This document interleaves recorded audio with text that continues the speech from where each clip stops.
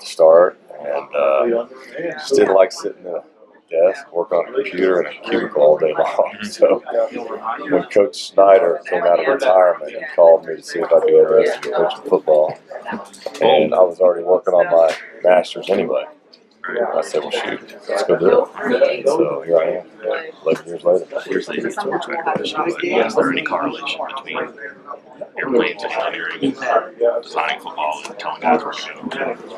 Well, I think so. I mean, to me, engineering is solving problems, right? And that's what defensive football is all about. You know, being able to design schemes and different looks that may confuse the opponent. And then obviously, if you get beat on something, where's the problem? How do we fix the problem? And that's the definition of engineering. Problem solving. That wasn't a bad question. No, it was good. That was good. So you find yourself in those situations, like, do you identify things like on the field as it's happening? It's not like you're like the. That is the key. You know, you have got to be able to adjust. You're going to see something that you haven't seen, and you're going to see how they attack you. And to me, that any good coach adjusts on the fly, not at halftime. Every series. That's hard to leave. It was hard to leave, but it took a special. I turned down a lot of things over my career there. It took a special place, a special group of guys to pull me out of there. And Coach Vic, Jordan Leslie, I had previous relationships with them. Everything I knew about Coach Brown, I didn't know him personally, but everything that I knew about him from my colleagues or whatnot. And then obviously playing here, the fan base, the mentality, the tradition. I think all the pieces are in place to be special here. It's a tough place to play, as any opponent will tell you, and especially when you give the fans something to cheer about, it can be electric. Hey, nice to meet you. Absolutely. I'll get down here below you. How about that? Does that help you? Blake, how much of a leg up does it give you coming into this situation? Mostly new staff, guys that haven't necessarily had that experience in the Big 12, kind of knowing just the ins and outs of the league. Yeah, I think it's huge in that regard. Being familiar with the league, being the coordinator last year, having a game plan against every team that we're getting ready to play against this year is big. I think that's a big part of why Coach Brown and Coach Vic, we're excited to bring me here. But at the same time, I'm joining a new group of guys. A lot of these guys came with Coach Brown from Troy, so I'm learning about how he runs his program, what he wants on a day-to-day basis. So I think it goes both ways. Bit of a difference between Coach Snyder and Coach Brown? Actually, not that much, to be honest with you. I mean, they're both great people. They're both excellent leaders, stand for a lot of the same things. We're going to be disciplined, we're going to be accountable, we're going to have relationships with our players. If you have those things in place, then the football side of it tends to take care of itself. And so I've been very impressed. To me, organization, a lot of things that we do in the offseason are very similar to what we did at Kansas State. And you're going to do mostly middle linebackers. Inside linebackers. Yeah. What do you know about the guys coming back? What have you seen on film? I know you haven't had a whole lot of time to really get hands-on with them yet. Yeah, we haven't had a lot of time, but a little bit of time. And I'm impressed. I know, watching West Virginia from afar, I was always impressed with how the guys play on defense. They played hard. And so that's number one to me. Last year, I know Coach Gibson's defense got beat up. The injuries mounted up on them, and that's tough on anybody. We had the same problem with my guys at Kansas State. And so for us, that's a good thing because a lot of guys got experience that probably wouldn't have gotten any experience, right? So that's good. I think there's a lot of pieces in place here with Shea Campbell, Dylan Tonkery, Brendan Ferns. Hopefully we can keep a guy like that healthy. Zach Sandwich is a guy I've been impressed with. And then, obviously you got a guy like Darius Cowan that sat out last year, but obviously has some tools to work with. So I'm excited about all those guys. Do you know about what your recruiting areas could be? Northern Ohio, Kansas junior colleges, and then I've always recruited Oklahoma, Texas, and Louisiana. We're not going to do much in Oklahoma or Texas except spot it. I think we'll try to get a couple guys out of Louisiana maybe once every other year or something like that. Northern Ohio, Toledo, Cleveland, that sort of. Yeah, Toledo, Cleveland, Akron, Youngstown, Canton. Yeah. Last one I got, haven't had that experience in the Big 12. Coach Gibson kind of famously joked with us last year that preparing to coach defense in the Big 12 was like trying to get a sip of water out of a fire hose. You think that's a pretty accurate statement most years as far as the way the Big 12 I goes? agree 100% with it. That's a guy that knows what it's all about right there. I think we've all had similar experiences in the league, and but to me, it's the best thing for you as a defensive coach because you're going to see it all. You're going to see the best passing schemes and talent in the country, in my opinion. But the misconception is that it's a throwing league. I mean, you look at some of the top rushers in the country last year. Where were they at? They're in this conference right here. So you got to stop the run too. And the quarterbacks too; those guys will take off for you. The quarterback talent, yeah, running and throwing is the past 2 Heisman Trophy winners. We know who they were, what league they were in. All right, thanks a lot, Blake. I'm Tom Bragg with the Charleston Gazette. Time, nice to meet you. So what was the biggest influence on you coming here? A lot of things. Obviously, being familiar with West Virginia, playing against them, coming here, the tradition, fan base. I think all the pieces were in place. I knew Coach Vic. I knew Jordan Leslie when I recruited the Mississippi junior colleges. And then I didn't know Coach Brown personally, but everybody that I had talked to, my colleagues, had nothing but outstanding things to say about him as a person, as a coach, etc. And then my family, my wife's side of the family is 2 hours north of here. They live in a town called New Wilmington, Pennsylvania. So that was great.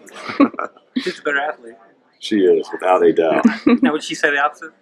No, She wouldn't. it's not even close. 3-time All-American in Virginia. She's getting inducted in the Pennsylvania Hall of Fame next week. Yeah. I was looking at her resume, man. It's Yeah. she probably hadn't let herself go too much. Yeah, She can yeah. still cut it up. So what she would tell you is the brains come from me, Okay. but the athleticism comes from her. She's the other way around. I like that. Well, you knew Vic from K-State days, right? Yes. What was your first meeting? Was it recruiting? Was it they walked in the office? I guess you were already on campus by the time he came in, right? No, actually, he was when Coach Snyder came out of retirement. He called me to see if I would be interested in being a GA. Okay. Because I was using my engineering degree. I was working at Cessna Aircraft, and then Vic was hired as a defensive coordinator. So that was my first coaching job. I was Vic's GA, and he was there for that first season. We went from when Coach Snyder came back, I think that defense was last in the country the prior year, and in 1 year's time we took it to 40th. It was a big turnaround. What kind of coordinator is he? As far as interpersonality or interactivity with you guys? He's great. I mean, I wouldn't have come here if he wasn't a great person. Good to work with. He's entertaining. I think you'll find that out. Got some homespun tales. He's got some stories that you'll probably enjoy. But good person, good football coach, and he's been doing it for a long time. A lot of good schools. He's got a lot of information up in here that is good to draw from. You go from working from a guy who thought would never retire, Right. to really still a pretty young head coach. In fact, when he got the Troy job, he might have been one of the second, third youngest in the league. What's that dynamic like? I mean, I know you guys work with guys all over the spectrum. Right. That Vic's probably closer to Right. Snyder than Brown. I'd never say that to him. No, yeah, there's a lot of differences there. But the dynamics of how things are run and the energy and just like how much a head coach actually has his finger on day-to-day operations. Yeah, to me, I've been very impressed with Coach Brown. Another reason I came here, just talking to people. He's a great leader, and I think good leaders have a lot of things in common. And there's a lot of similarities between how he runs his program and how Coach Snyder ran his program. Organization, accountability, teaching the guys the fundamentals, of just toughness, hard work, discipline, being accountable, doing things the right way, being respectful, community service. Those are all the building blocks. And if you can, teach guys that, the football side of it tends to take care of itself. And so I've been very impressed with that. We're going to work, but any program that wins consistently works. I think Coach Brown, obviously just being a little bit younger and from this side of the country, it's been good for me, just being a little bit more modern with some of the things that he does. But again, it goes back to the foundation, and to me the foundation is very similar to what I've come from. Coach Snyder doesn't tweet, huh? No, he does not tweet. And wears the same jacket too, right? That's right, all the time. But meticulous planners, right? No doubt about it. Both of them. Very detailed. Right. There's nothing too small. They got their hand in everything, and I'm impressed with that about Coach Brown. I know you haven't been here long enough, but just some impressions of West Virginia. There's a guy coach on the other side, and the guy carrying the musket and all that stuff. Switching logos. Just some impressions. Just coming here when I was at Kansas State, the fan base is outstanding. Driving up here in the bus and seeing the tailgating going on in the blue lot, right? Yeah, reminded me a lot of Manhattan because that's a lot of how our fans are, just bigger here. And if you give them something to cheer about, this is a tough place to play. But I like the mentality. It's a blue collar, hard working, dedicated fan base, team, etc. And then the biggest thing for me is the mountains. I'm used to the flatland, and there's more people here. So the traffic comes stacking money, I'm finding out, and it's beautiful. I can't wait till the spring, the summer, and fall. But same kind of deal though. Manhattan, hard place to get to. Morgantown, kind of a hard place to get to. One way into town, one way out. Yes. You kind of embrace that a little bit. Oh, absolutely. Yeah, I can speak from experience coming in here. Yeah. I think Manhattan's actually probably easier to get to than Morgantown because you can fly right into Manhattan. United. Yeah, they got that. You got that long airstrip here where they used to. Yeah, but not here. Nah. We've had to stay all over the map. More like Stillwater, I guess. Probably so. Way, yeah, probably so. Yeah. You embrace that though. Do you get kids that hey, listen, we can make this a tough place to play, and get the bands behind you. Without a doubt. And that's the best part about college football to me, and that's why I do this.